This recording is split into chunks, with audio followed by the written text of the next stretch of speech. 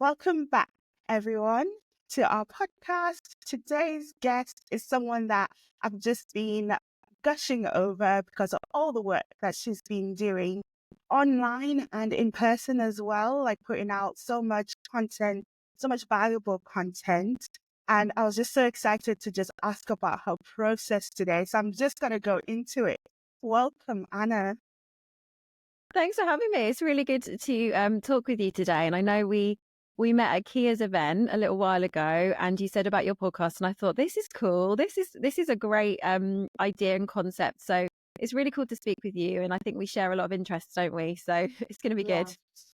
Yes, I agree. I completely agree. And I'm just going to go straight into I've been reading your book. I got it last week, when you mentor, and I'm going to ask for a signed copy, to be honest. I'm going to send it to you if that's okay, Done. because there are lots of gems that you put in here. It's really great. And I think we will get into detail in a bit, but I just wanted to immediately say to everybody that they need to get a copy because it's written so well and there's so much information in just one book. I really appreciate that. Thank you. I'm so glad that you liked it, especially with your expertise as well. That's a relief for you. Yes. Before we get into that, I just wanted to hear a little bit about your journey, how you came to, discuss personal finances, how you came to educating people as well. It is such an important subject, we both really care about it. But I'm always interested in finding people's journeys towards it. Yeah, I think I always describe this to people that ask me as it's sort of my accidental business because I wanted to start businesses, but I didn't know this would be what I'd do. And the reason is I kind of did the conveyor belt thing that a lot of us are taught to do, which is you go to school, you go to uni sometimes, and then after that, you just go get a good job. And I kind of did that. And I got a maths degree and I got a job in forensic accountancy. It was my first job. Which is quite fun. It was actually quite interesting, though. It was. But I am also a creative person. And so I would be somebody that you would have looked at and thought, oh, she'll be fine with managing her money, sorting out her finances. She's good with numbers. But the truth of the matter was, I wasn't. I got stuck. So even with all my education, even with liking numbers, which is a weird thing to like, I actually got stuck. I got married young and we had our family and we started to realize that this kind of one stream of income thing and the cost of childcare and the world that we live in now, we just weren't prepared for in terms of knowing how to handle our finances and what levers to pull and what savings we needed. And just like, it was just we felt like we, as a family, we kind of, I would tell people that we just kind of winged it through our 20s and didn't really have a grip on what we were doing. And I got so frustrated because I thought to myself, some people are doing really well, like not enough people, to be fair. And I'm struggling and I don't feel like I've been given all the information I need. So I kind of went on my own journey of trying to figure it out, found out some really cool stuff that I really wish I'd known when I was 20, started to implement it into our family finances. I started little businesses. I was like just trying to do what I was learning and it was working. It was fantastic. And so my main thing was to try and be an entrepreneur, try and start my own little business, give that a go. And then I started to use social media for that. But I wanted to try out making short form video. And I thought I might be really bad at that because, I've never done it before. So I'm not going to do it for my businesses. I'll just talk about this journey I've been on with money and understanding money. And just like, much to my surprise, those videos just instantly connected with people. And one of them just went viral straight away. And it was such a surprise. Like, I was stunned. I was like, what is happening? But then it was a journey then of continuing to make that content and realizing not like, I'm not the only one. I thought I was the only one, but I'm not. So many people feel like that. They feel like they got their education, but they never got taught the tools for handling money. And then I saw, actually, if you just give people a few tools, like, it makes such a difference to people's lives and their well-being. So I kind of followed that rabbit trail for a bit. And then eventually I got to the point of thinking, I think this is what I need to be doing. I think I need to just put all my eggs in this basket and continue with this. So that's what's led me to doing what I do today. I love that story because it's something where like I'm helping myself. I'm trying to help myself and I'm also going to give back and try and help other people, which is what makes you so relatable. Like when I was looking at your content, it's like I'm speaking to you, to be honest, or you're speaking directly to me. And you know what situation I'm going through because we're all in the same boat. And then I can just follow the strategies that you have laid out so clearly and simply as well. So I think that's why it's working really well because you're just so relatable. Oh, that's nice of you to say that. I'll be honest with you though, because when I did get the opportunity to write the book, which again was a massive wow, like what is happening moment, um, I did really struggle with that idea of relatability because, I'm so aware of the fact that personal finance is personal, that nobody's Mm. two stories are the same. Everyone's got their own stuff, they've got their own journey of life, they've had their hardships, they've had their brilliant moments, and it sort of, sort of plays out in our money, doesn't it? And how it looks and how we handle money. And I felt very overwhelmed at the start writing the book because I thought, there's been elements of my life where I've had it easier than others, or I've got a really lovely family and a stable home life, and there's different things going on, and I had this panic moment of like, how am I going to write this to lots of people, because it just really, you kind of feel that I want to make sure people feel like they connect, and so I did had a bit of a wobble at the start, and I was like, stress. And then I spoke with my editor, and she sort of was like, you're fine, just write to one person, just write to your younger self, or just write to the person that you speak to online, and when you're making your videos. And if it doesn't connect with everybody, that's okay. You don't need to speak to everyone. And you can be very upfront about that. And so I'm glad to hear that you feel like it's connected with you or resonated, because, yeah, I think hopefully as many people as possible, it will feel like I am writing you a letter. That's what I was trying to do, is sort of say, here's a letter from me to you. If you just know these 10 things, I think it will really help build your confidence. So, yeah, I do hope. I'm just glad to hear that it's connecting. Yeah, it's a well-written letter, well-researched letter as well, because you add so much data in there. You're backing up everything that you said. I think I can tell why now, because you really wanted to fill it with a lot of value as well. So Yeah. I think maybe if a lot of people might not relate to one section, but they will Yes. relate to the other. So, and as you say, you can't help everyone, but the people that you are helping, they'll get quite a lot of information from there. So I think I'm just going to ask then how the book deal came about, and also what was your writing process too, because you are a very busy lady.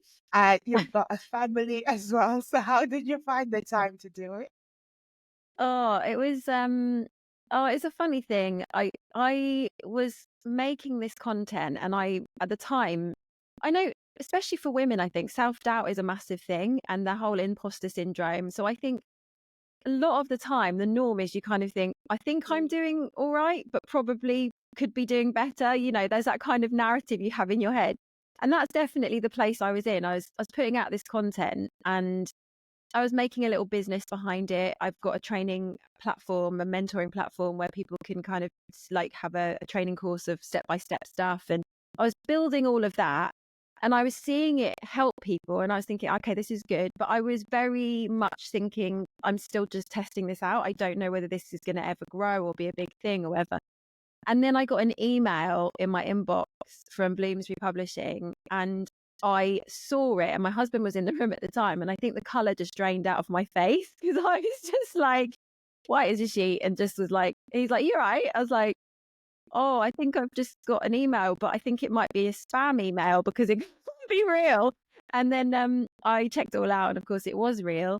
And it was Bloomsbury, and they were like, do you want to jump on a Zoom call and talk about the idea of writing a book? And I just was like, wow, I've never even thought about doing that. So it definitely came out of the blue. But I think it was a really nice experience because I can't speak for every publisher, but Bloomsbury, working with them, they're very nurturing in their approach. So they were very upfront about, we want you to put a proposal together. We're not promising anything at this stage. We just want to have this conversation. But then they also said, we want to help you to flourish doing this. We don't want you to feel like you're alone in it. We know that you're not a writer by background, you're a money expert by background. So it's a different way of writing a book. You're coming in from a different angle, and we want to be as supportive as we can. And that really is what happened.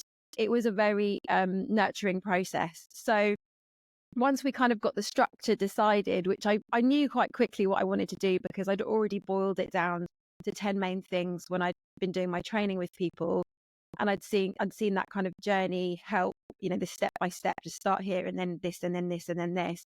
And so I kind of knew quite quickly what I wanted it to be about and how it would look. So once we got that structure down, it was then right, off you go.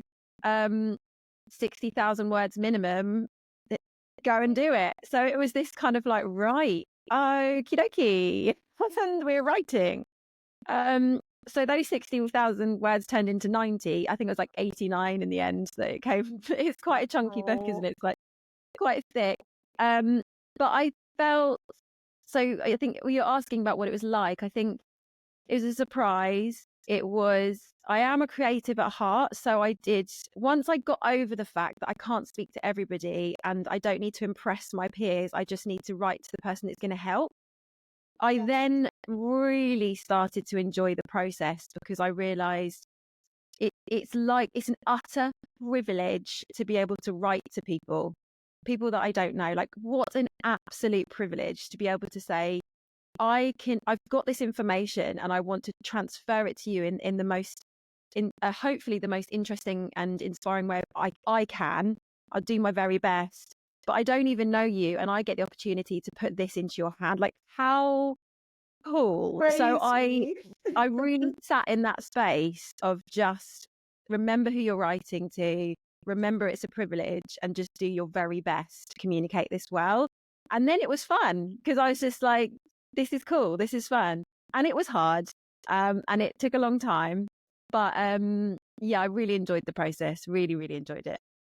Oh, that's brilliant. Because at the end of the day, if you're not having fun, then Yeah. why do it? So I'm so glad you found the fun in the Yes. process. So because you're your own business owner as well, so everything that you do hopefully should be something that you want to do. So this is brilliant. This is what came out of it. And I just wanted to ask in terms of the 10 essential steps of Yeah. mastering your money that you do have. Could you give a brief overview of what that is, especially for people that will be looking into it?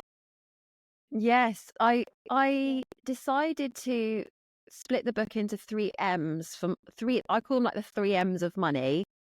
And I actually didn't come up with, annoyingly, it was my husband's idea. And I was like, that's a really good idea. Oh, because he's very clever like that. He's very clever.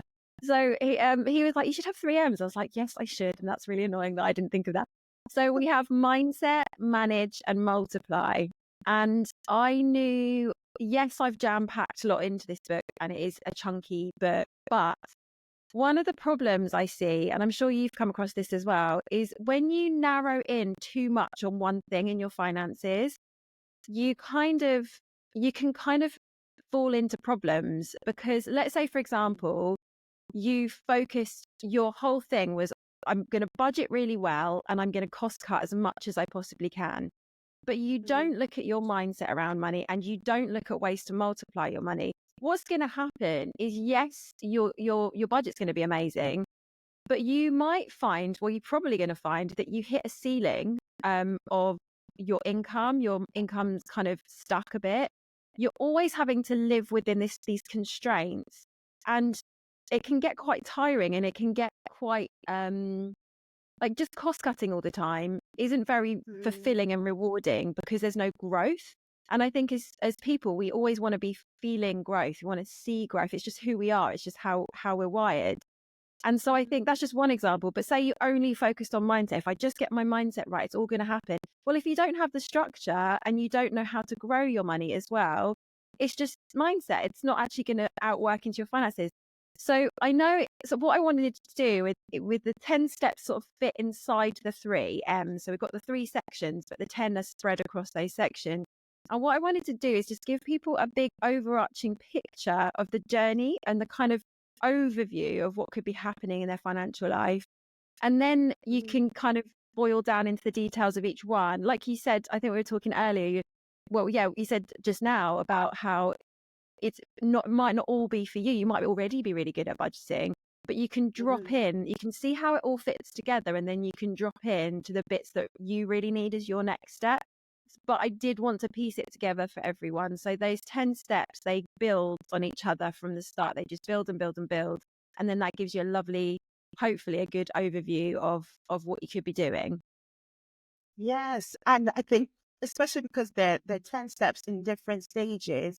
I was just thinking about myself. Although yes, I'm an accountant, but and much like yourself, I like numbers. However, earlier on in my early 20s, I found it hard to go from university to now I'm working and now I'm earning and what Yeah. am I meant to be doing at this stage in my life to get to the next stage where I'm seeing all these Forbes 30 under 30. And I'm thinking, how are people, Yeah. jumping and figuring out their life? So I think having these 10 steps in different stages of your life.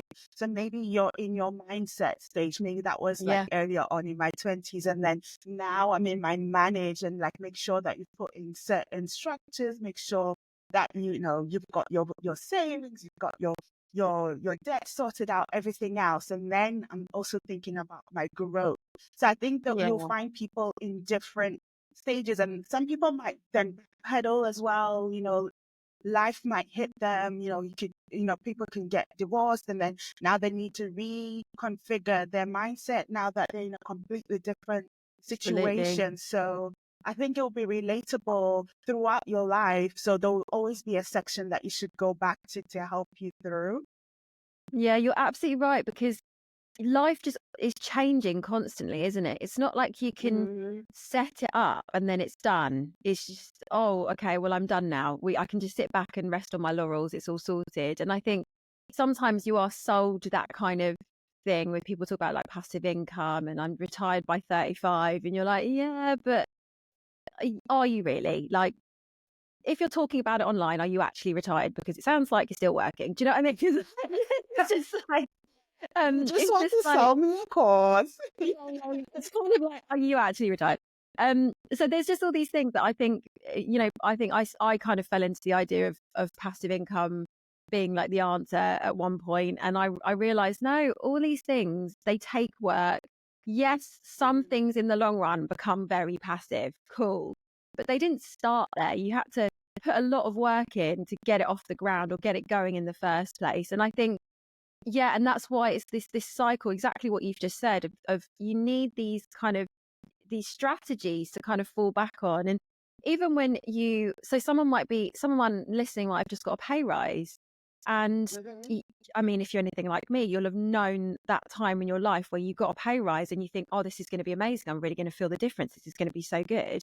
And then 2 months down the line, you're like, where did that money go? I haven't even seen any difference. It's just disappeared.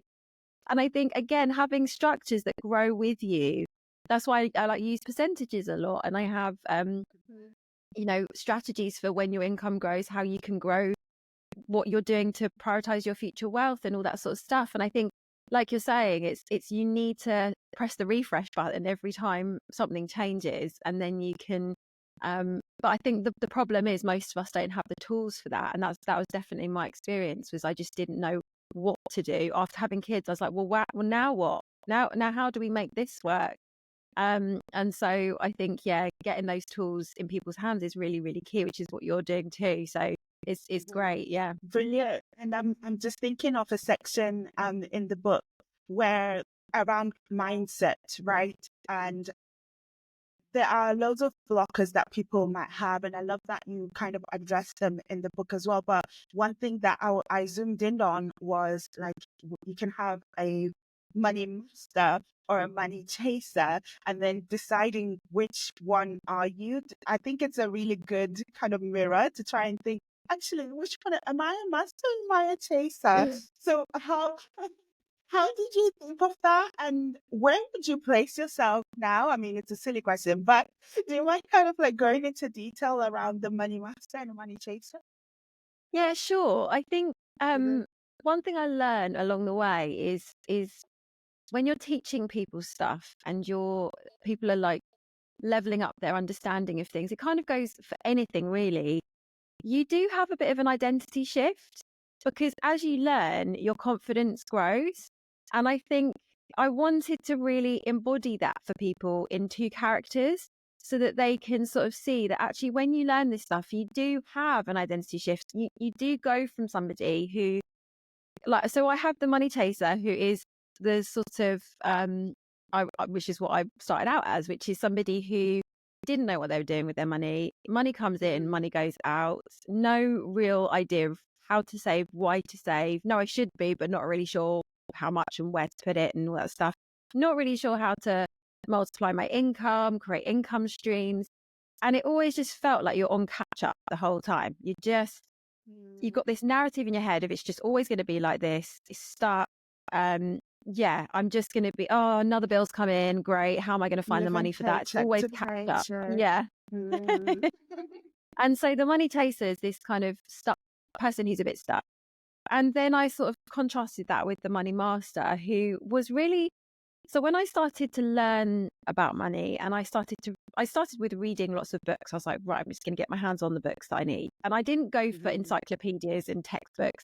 I went for people that were explaining it in a language that I could understand. So it was, which really inspired me to do what I do now, because it was people that have done things differently, but don't kind of fit they're not finance types. They're just normal people that have tried to do things differently and learned some stuff along the way. So he gets a mixed response. But someone like Tony Robbins, he wrote a book called Money Master the Game, and he interviews, I think, 40 or 50 of the biggest investors in the world.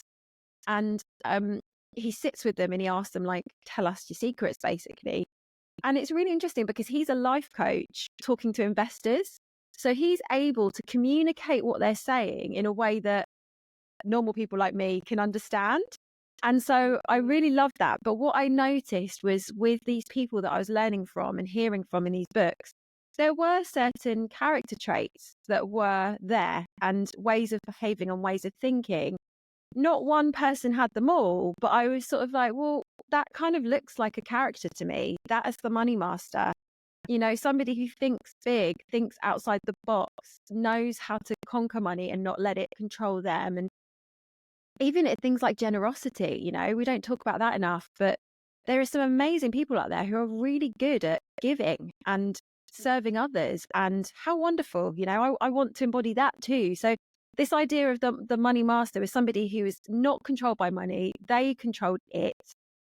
So it was somebody who, just, and I think the main thing here is the money master isn't somebody who's perfect. They're not somebody who's got it all together and every area of their financial life is flawless. No, I think what they are is a person who's growing, a person who's moving forward, a person who's not stuck but seeing progress.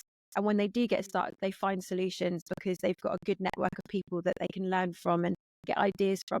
And so it's that idea of journeying. So sometimes I think, oh, money master, if I shot myself in the foot here, because I have days where I'm much more like a money chaser, right? But I think when I think about a journey and I think about progress, I'm like, no, I'm on a journey. I'm moving forward. And before I wasn't. And so, yeah, so to answer your question, who do I identify more with? I think, yeah, I do see myself more now as the money master, but largely because I can look back and I can see where I've come from and I can see where I'm going. And that's a really cool place to be. So I really, really want to help people identify more with that person and see themselves in that person and get to a place of feeling like they're on that journey and moving forward. Yeah. Yes.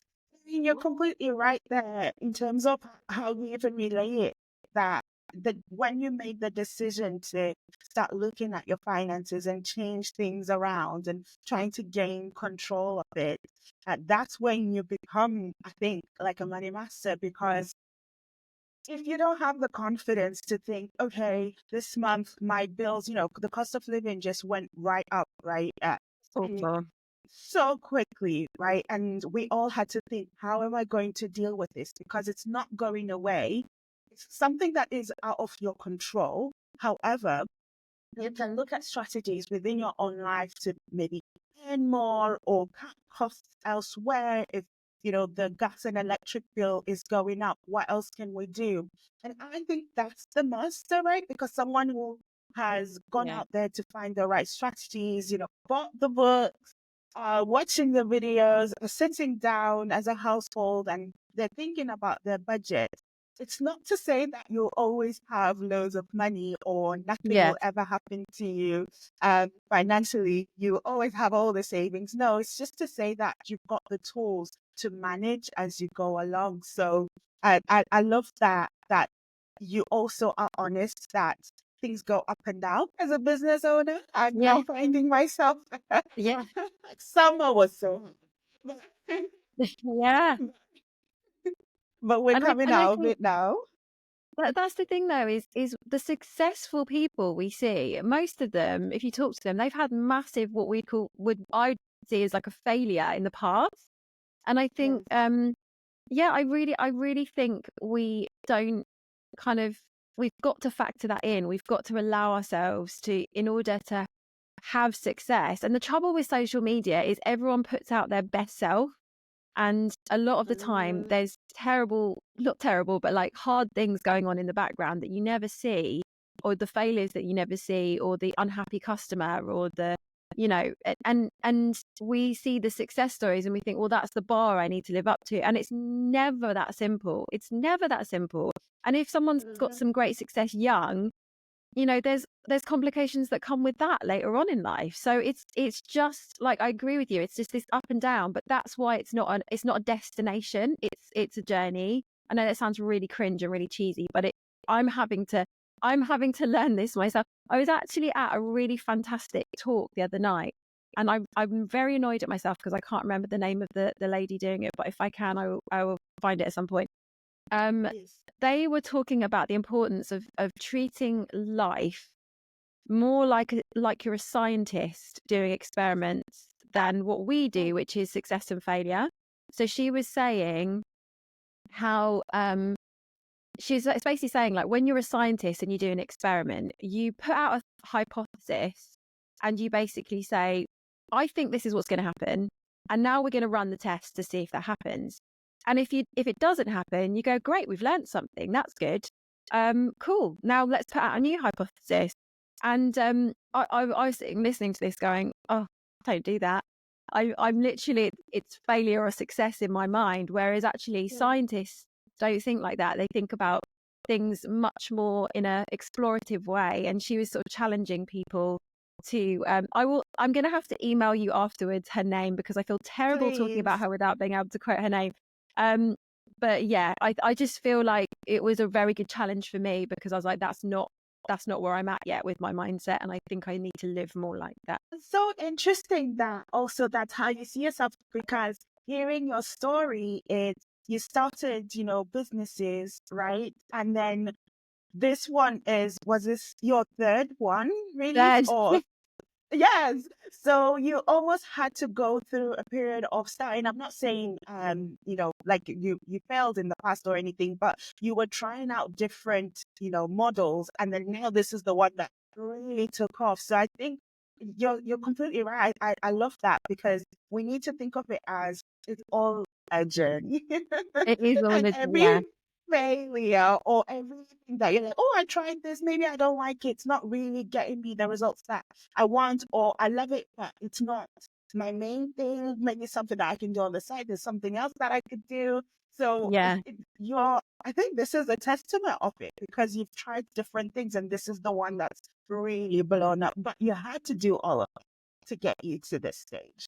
Yeah, and I think it's in the moment. I tell you what, the pressure I was putting on myself to make everything work and for Mm, everything to be the thing, I've really had to learn it the hard way, because it didn't. I wanted to earn to support my family in a different way. So I wanted our life, me and my husband, we've got three girls, and we were like, we want to be able to do more things. We want to be able to give back more. We want to be able to just be in a better place, right, financially. And so that was the risk we took. Was I was not going to go get a job. I was going to start businesses. So you can imagine the pressure I put on myself. It wasn't coming from my family. It was coming from me. I was the problem. And I just put so much pressure to earn, and I wanted to earn quickly. But the thing is, that didn't happen. I made bits here and there. We made, we've always been fine. We've always, like, thank God, we've always been okay in that journey. But I look back now and I think the lessons I learned, I would never trade any of that. Like, it's all led to this. Like, it's all somehow worked together to lead here. And I think, gosh, I could never have convinced myself that if I'd have known at the start, I would have been like, well, that's not going to work. What's the point? Because that's immature.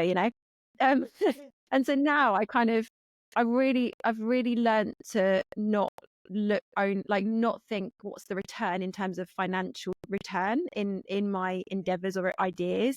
I've learned to see it more holistically and think I might get a financial return, but I also might learn something and I might get opportunities. So it's a threefold thing now for me rather than a one-fold thing.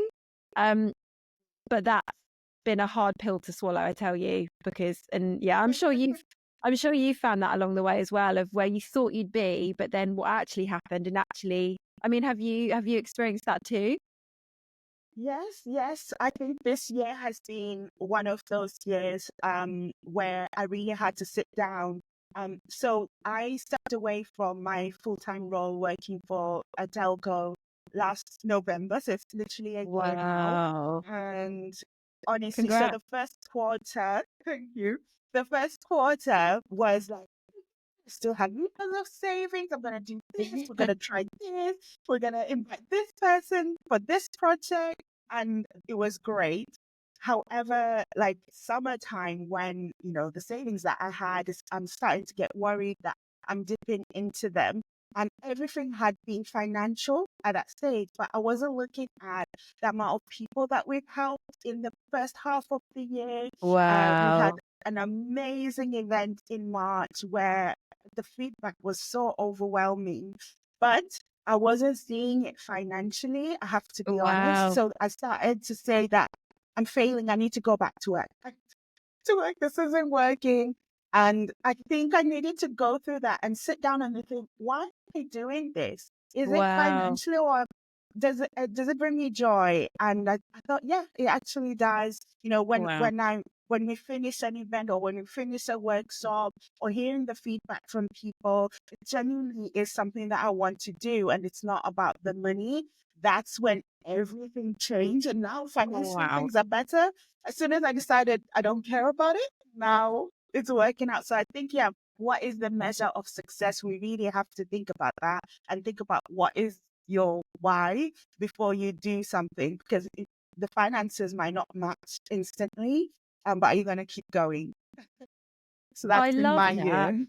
That's so cool. And isn't that funny how it started to shift after you came to that point? Like, you can't, Yeah. and this is the crazy thing about money, right? Is you can't put that down to a formula. You can't go, oh, the moment you start to think like this, things change financially. That doesn't, it's the math ain't mathing on that, right? But somehow it does work like that. It's this weird thing, which is why we have to kind of, I think we just can't just see money as numbers. We can't see it as spreadsheets and budgets only. We have to think holistically. And like you're saying, it's like incredible that your mindset shifted and then things changed. And I often think about as well, something that's really helped us as a family, and this, I'm so glad we had this experience now. I didn't at the time, but when I got super frustrated and it kind of launched this whole thing, we had to learn to live on the bare minimum and have the strictest budget because of where we were at and where things were. And we had a long period of time where we got really good at that. And I think one thing I'm really pleased about is it means that when we have more stuff, I really appreciate it. And I don't take it for granted, hopefully. I don't think I do. But the other thing I've learned is actually having a minimum viable number to live that you can live off.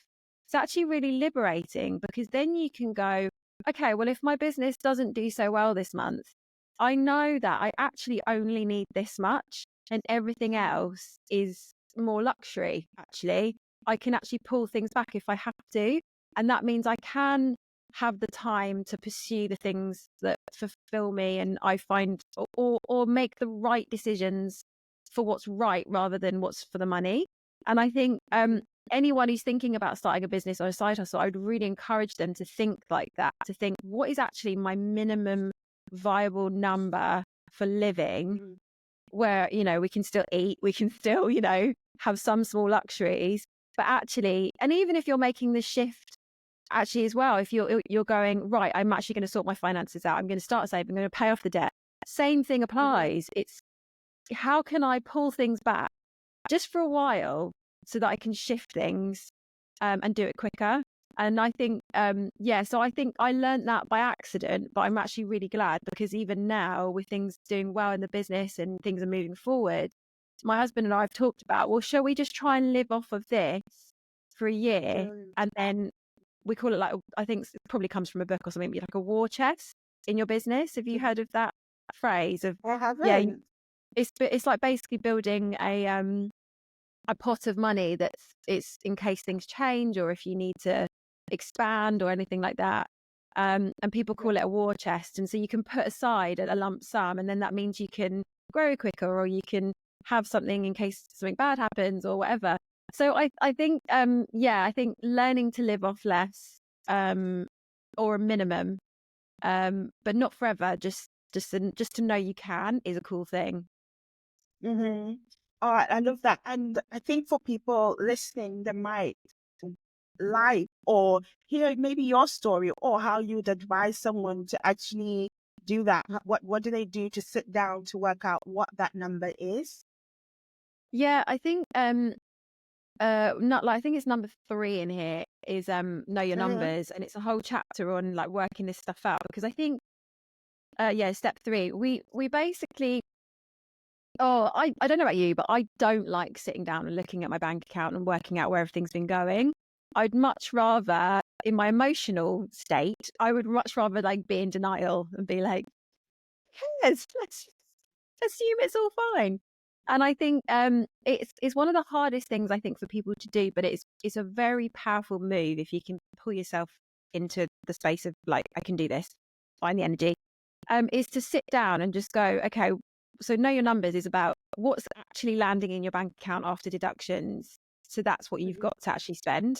So after your pension goes out, whatever, if you're employed, and or you've paid national insurance contribution, all that stuff, what's actually landing in your bank? Do you know what that number is? That's the first one. The second one is what has to go out in terms of fixed expenses, meaning your rent, your mortgage, your electric, like without you even doing anything, that's going out of your account because you set up those payments and they have to happen. So what's that number? What's the total?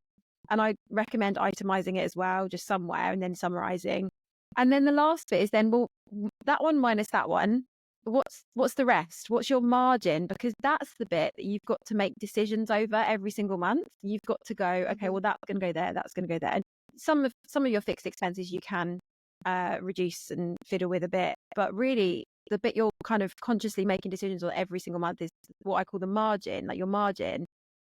So then it's going, okay, do I actually know where that money's going? Have I actually ever thought about that? So you can sit down, get like 2 to 3 months worth of bank statements. It's quite quick to do now if you do it digitally. And I've got spreadsheets and stuff. If anyone needs to use something, you can use mine. You basically just go through, and I recommend categorizing everything into about 8 to 10 categories of spending. So not too detailed. So we're not talking like, I bought a loaf of bread, that's category bread. No, that's too too detailed. So you do like food, travel, clothes. We've got one that's kids clubs because we have kids clubs. Yes. Mhm. Uh, Eating out, that's a big one for people. So kind of like 8 to 10, and then go back and look at last month and go, okay, well, how much did I spend on each of those? When you look at that, normally when I do this with people, they instantly get a revelation moment of, oh, I thought I was spending that and I'm spending this. Did Mhm. not even realize, probably going to change that.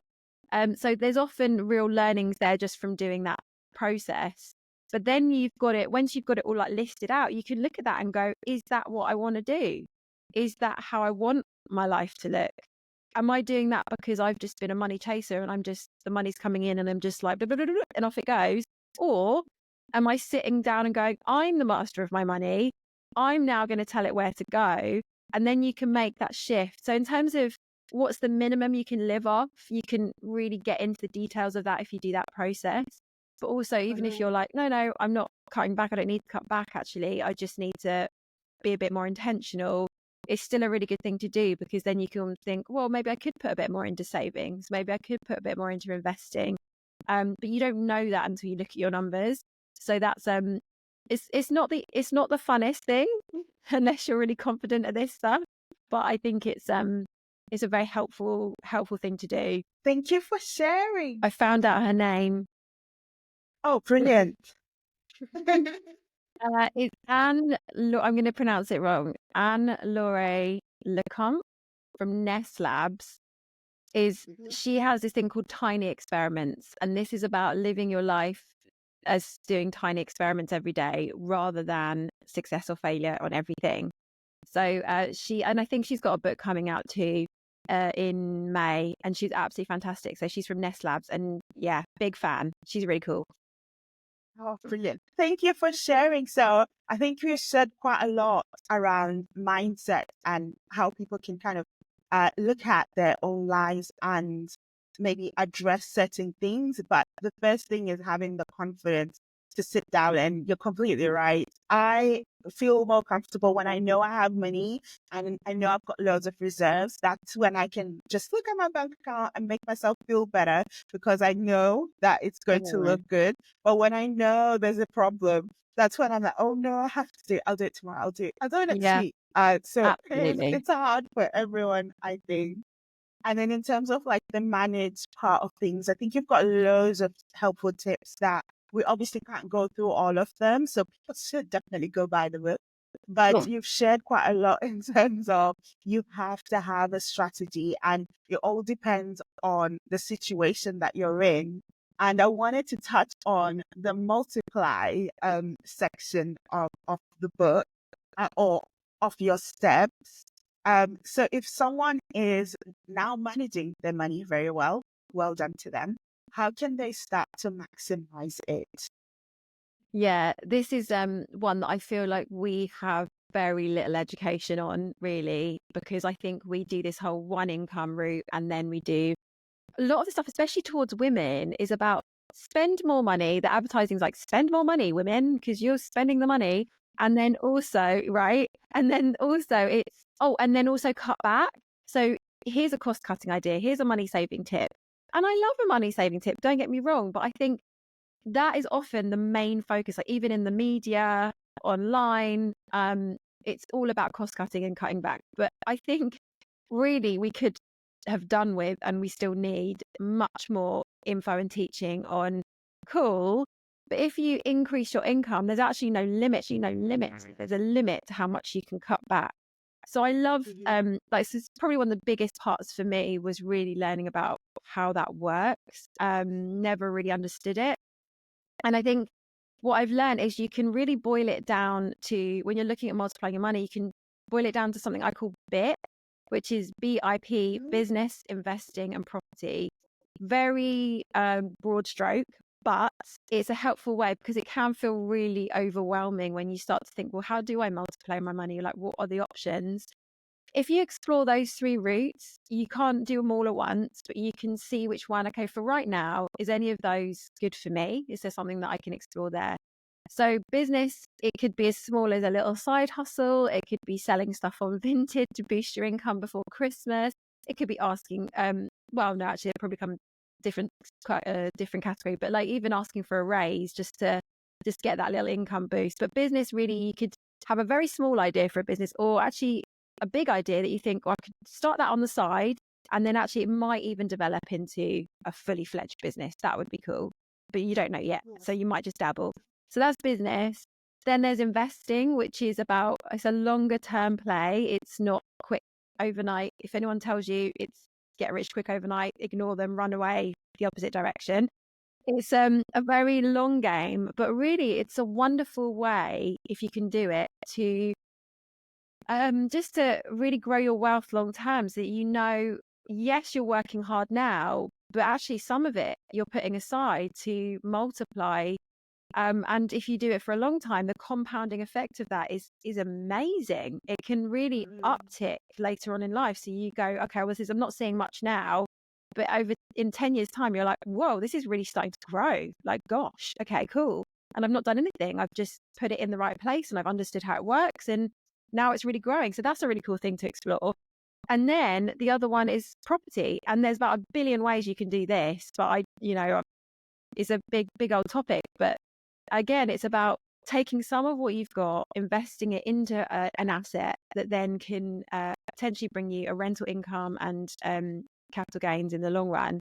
So yeah, so there's loads of different routes. And I think what I've tried to do in the book is to try and like present it like a buffet. So you can sort of see what's there, see the spread. And then it might be that you like a sausage roll, and it might be like, yeah, I like a bit of I don't know, I can't think of another buffet item at this point in time, but it's that kind of spring this roll. kind of like, sorry, what did you say? Oh, that's Absolutely, yeah, we'll go for a spring roll. I love a spring roll. So yeah, so I think it's again coming back to that thing with experimentation that we was just talking about. It's about exploring and seeing what's available and learning. And this is stuff that we probably should have got taught younger. But really, you kind of, I do think you to some level you need to have some money to understand to do it, because you kind of need to do it in real time. I think with this stuff, I think a lot of it can be quite theoretical until you start doing it. So I do think it's kind of, if you've got an income of just some income, it's a good place to then start experimenting and see what you can do with your money. Yeah, so that's a sort of big answer to your question, but I think that would be a good starting point, I think, for people. Yes, and I love that it is a buffet, meaning it applies to everyone. So maybe Yeah, if you only have £50 a month extra and you really think that you should be putting it away somewhere where it can grow, as you say, maybe in 5 to 10 years, it's when you can really see amazing returns. You can start there because a yeah, lot of people think that they need £10,000 to even start saying that, oh, I have some investments or I'm multiplying my income. But actually, you can start small. And yeah, I would say that they should start when they just have an extra £50 because that's how you gain the confidence. You start to see stuff and you're learning and you're researching articles or finding out how other people have done it. And then you gain the confidence to go from 50 to £5,000. So yeah, I'm glad that there's different ways that people can start to go into it. But yeah, of course, there are other methods as well. But I think the basics or the ones that people can start with are the methods. So yeah, thanks for sharing that as well. And I think you also touched around women and investments, which is something that I really want to get into, like more topics. We need to discuss this. Us gaining confidence, investing, as well as what should we do. And I think there are a few more platforms now that are discussing it. But I think the first thing is seeing yourself as someone that can multiply your income. agreed. Can Yeah, I wanted to ask you in terms of if you see yourself as an investor as well and how you managed to take that leap. Have you always been someone who has thought about investments, or is this something, I think you mentioned you've recently been researching a little bit more now. What has been your journey with investment?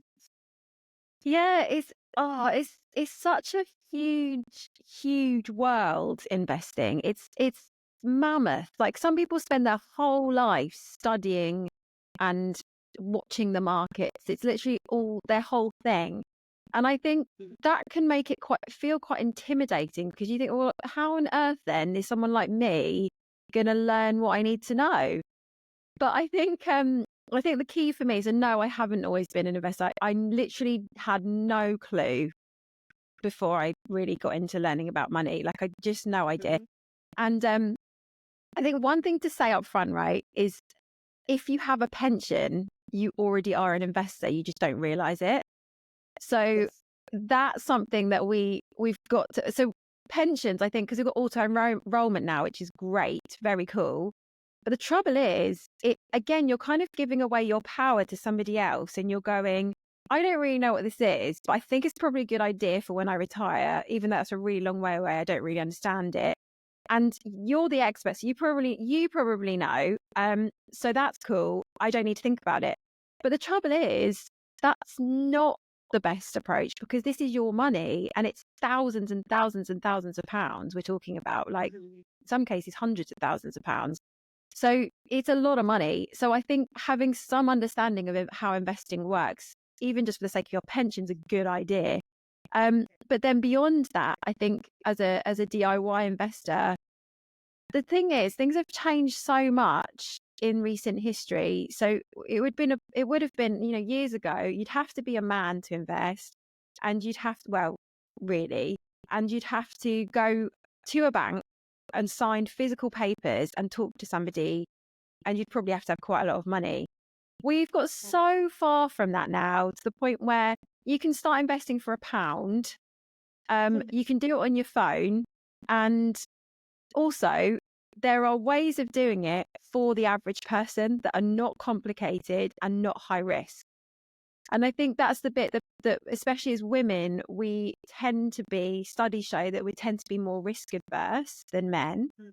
And so I do think, because there is risk involved with investing, we potentially haven't engaged as much with it as men have. And I think, but we need to understand what risk means, because there's risk in everything. Every time you cross a road, there's risk, there's always risk in life, but also there's reward. And I think even with saving in the bank, what you're risking is it won't grow as fast as inflation. So your money's actually losing value. That's a risk. But with investing, yes, there's risk, but understanding there are different levels of risk, and you can find something that suits you as somebody who right now doesn't necessarily totally understand investing yet. So I think in terms of my journey with it, when I understood about compounding and how powerful compounding is to grow your money, that it really does go like, it goes along like this, and then suddenly it just upticks when you compound, because you're earning on your earnings. When I saw that visually, then I was like, I get it. I get it now. The more you put in and the longer you leave it, and the better the rate of return, you can literally grow millions of pounds just by investing. So yeah, I think when I realized that, I was like, cool, probably should jump on this bandwagon. This looks good. Yeah, and then that's when I started to learn. So I think giving people the why first is really important. It's not like, somebody told me I should invest, I should probably invest. It's like, no, understand why. Like, what is it doing? What's it actually doing for your wealth? And then when you see that visually, I think that's really helpful, because then you go, okay, well then this is worth learning, because I can learn this. Yeah, and there are platforms now that make it so easy as well, because they've put together a good risk portfolios, like a good level of risk. So you can just get that. You don't have to pick it all yourself. You can just get an expert to help you with that. So yeah, it really is for everybody. It really is. We all should be, and I love the fact that you pointed out in terms of the compounding effect. So I think a lot of people have a short-term view when they're looking at investments, which is why I think you've already warned everybody. If someone says, I guarantee I'll double your money, in 1 week, then you should run, because usually most investments take a while, and you should probably do your research as well in terms of where you put in your money, because your money is always at risk. You could lose it. However, if you've done your research and you've put it somewhere where it's fairly secure, there are loads of instruments that actually are backed up by the financial security services. So you want to make sure that you've done your research in terms of where you're putting your finances. But everybody, as you said, should look into it, and everybody already has one if you have a pension, and everybody should get a pension. I could talk to you forever, because there's so many elements of finance that we could get into, but I am so aware of your time, and thank you so much for going into the detail of how you came about to even discussing the subject, to writing the book, and also clearly structuring it in a way where people can follow and then they can start again. They can go back from one step to the other, depending on the situation that they're at. So thank you so much. I just wanted to give everybody the opportunity to find out where they can get the book, as well as the courses. You've got some great courses online on your platform. If you don't mind kind of plugging yourself, sharing how people can then gain access to this. Thank you. It's just so lovely talking to you, Eileen. I just think we've got so much, shared interest. It's really lovely. And I also admire you as an accountant, because I think accountants are amazing, because it's just not easy. I would just say, if you've enjoyed this conversation, the first thing is to go get the book, because I think it's so kind of, I've tried to make it as comprehensive as possible. And I think, like we've talked about already, you can just dip in at different points and have it on the shelf for when you need it. And I think that's really important, to have a tool that you can just grab when you need it and go back to. So that would be one thing. And then I'm on Instagram, I'm at Mentora with an A, Money. And that's kind of mainly where I hang out. Now, I'm also on TikTok as Money for Millennials, because I haven't changed my handle yet and I'm scared to. So if you want to find me there, you can also find me there. MentoraMoney.com is where we have all the training resources. I've got tons of freebies, resources. I'm making new stuff all the time, because I want to, Christmas is coming. I've got a free Christmas budget for you to use, things like that, because I just think the more tools we can get in your hands to make it easier for you, the better. So come and have a rummage, see what's around, and come say hi as well. I'd love to meet you if you're listening. And it'd be great to know that you've heard the podcast. So yeah, but thank you for having me. It's really, really lovely talking to you. Brilliant. Thank you all. Definitely add all the links. And as I said, I already have a book, and I'm just going to ask actually for everybody to engage with this podcast. If they would like that copy, then please like, share, and then we'll make sure and email us as well. We'll put the instructions clearly in the description. If you email us, then you could be in for a draw to get it, because I think it's a really, really great book, and I would love to give away one. But that's from us, Anna. And thank you if you do agree to sign a copy, Yeah, and then of we can share it course. with Absolutely. people. I've got a Brilliant. little, if you want me to send you one with we've got a little custom tote bag as well, a little Mentora Money tote bag as well. So I can send that to some lucky listener, can have a signed copy in a tote Yes, bag, and we'll send that over. perfect. Thank you. That is all for us today, guys.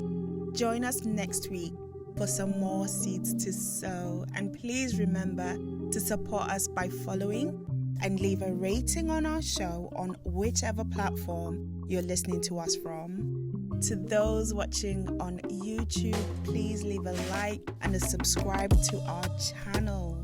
All of your support goes a long way. Thank you so much for joining us today. And remember, keep shining.